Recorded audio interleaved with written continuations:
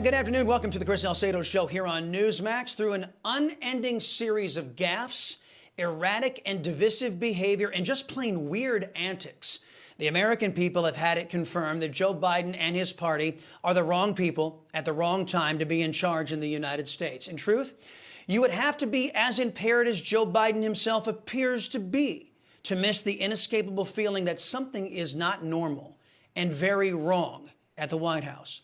Pushing back on the big lie, we do the responsible thing in today's preamble.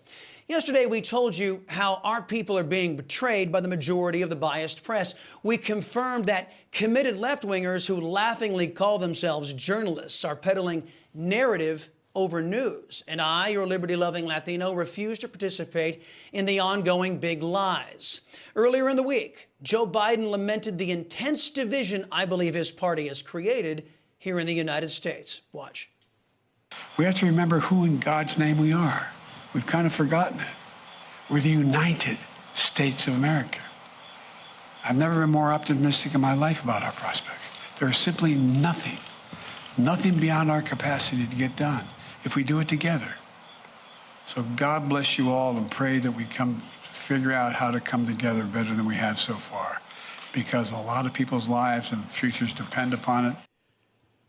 Joe Biden blames the collective we. He claims we have to do a better job at uniting. Gee, I wonder what the problem is.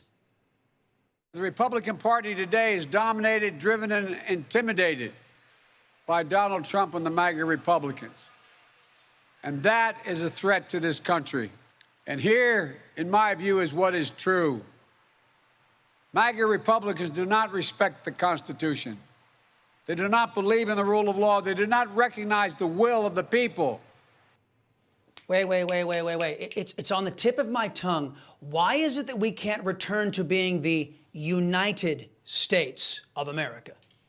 I remember as a young student, trying to figure out how did people get basically drawn in by Hitler? How did that happen? And I'd watch newsreels and I'd see this guy standing up there ranting and raving and people shouting and raising their arms. I thought, what's happened to these people? Why did they believe that?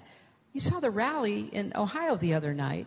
Trump is there ranting and raving for more than an hour, and you have these rows of young men with their arms raised. I'm sure some in the biased press and the majority in the Democrat Party will say that the best way to inspire unity is to call your opponents threats and also to call them Nazis.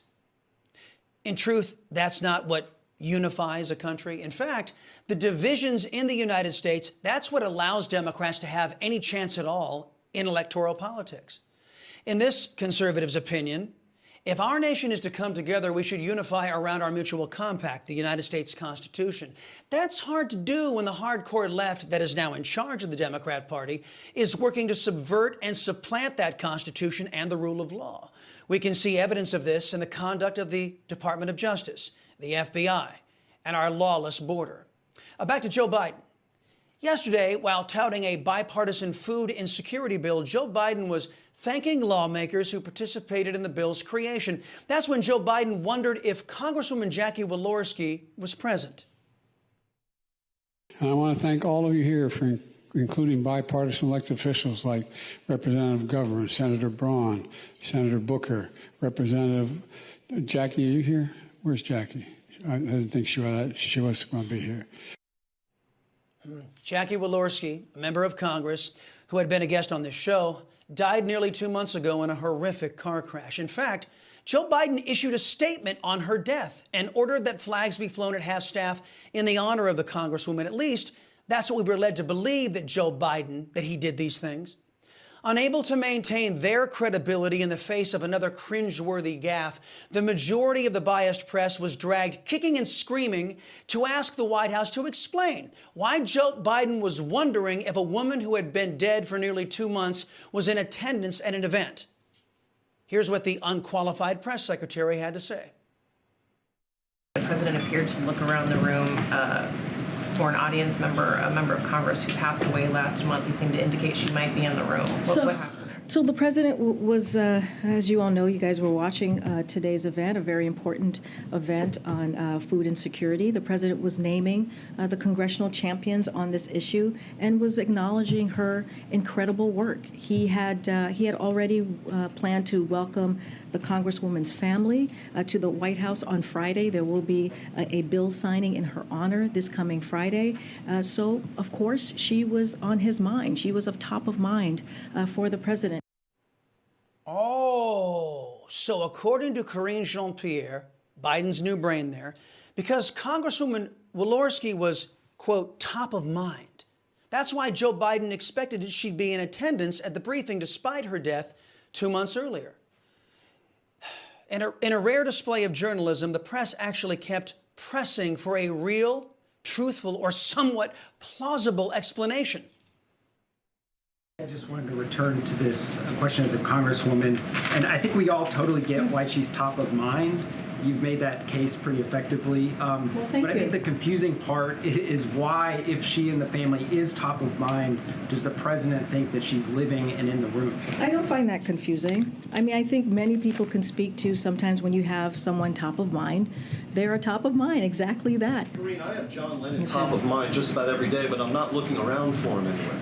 When you sign a bill for John Lennon as president, then we can have this conversation. Okay, go ahead. Go ahead. Go ahead. That last inquiry was from Newsmax's own White House correspondent, James Rosen, a seasoned and professional journalist who injected into his query something that is sorely missing in Washington, D.C. and in the majority of the press, something called common sense.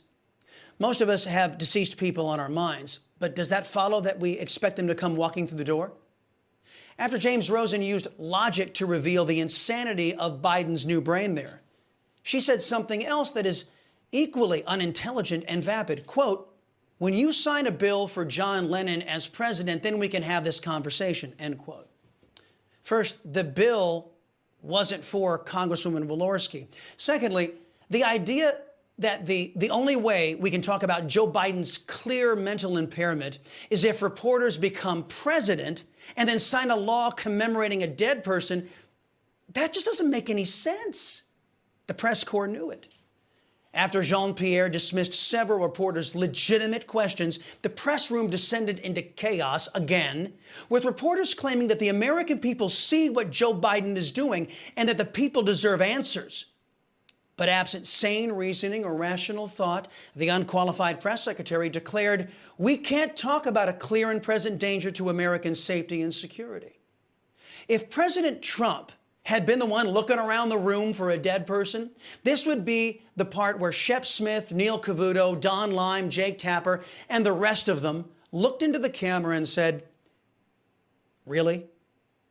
Picture Shep Smith, who used to be one of the best breaking news guys in the business, with his resonant voice, looking into the camera saying, can we stop pretending now? Can we stop pretending that this occupier of the Oval Office is at all qualified to have our lives in his hands? Oh, wait, we don't have to imagine. Watch. You know, it's sort of our job to let you know when things are said that aren't true, especially by people you've elected. And this president keeps telling untrue things, and he does it every single time he's in front of the microphone. So since those folks and many others don't have the integrity to conduct their alleged news coverage in a fair and impartial manner, it's up to me, a conservative opinion host, to carry that load. Can we stop pretending now? Hey, GOP leadership, can you, just this once, prize the safety and security of your voters over your desire to enable Democrats? Isn't it time we all abandon the big lie that Joe Biden is mentally fit to sit in the Oval Office?